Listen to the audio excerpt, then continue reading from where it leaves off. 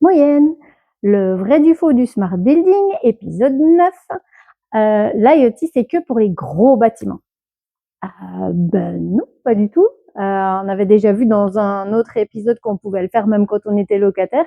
Et donc, il n'y a pas vraiment de taille minimum pour utiliser les capteurs IoT et la technologie, la digitalisation.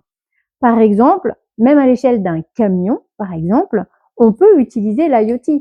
Il existe des capteurs et des caméras de gabarit qui vont vous empêcher de passer sous un pont pour lequel vous n'êtes pas adapté. Ça va vous mettre un warning en disant « Ah non, là, ça passera pas ».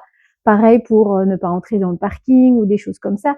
Il y a des entreprises qui ont des locaux qui font 300 mètres carrés, mais il y a du stockage, il faut gérer la sécurité, il faut gérer la température parce que là, pour eux, c'est un facteur important.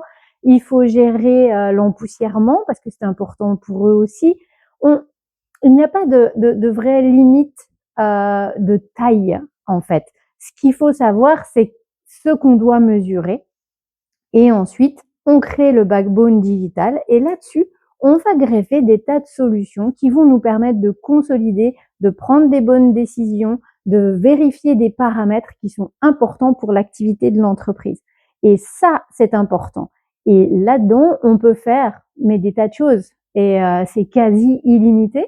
Mais en tout cas, la taille du bâtiment n'a absolument rien à voir là-dedans.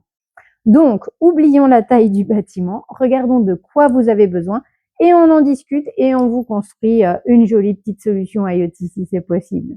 On en parle quand vous voulez.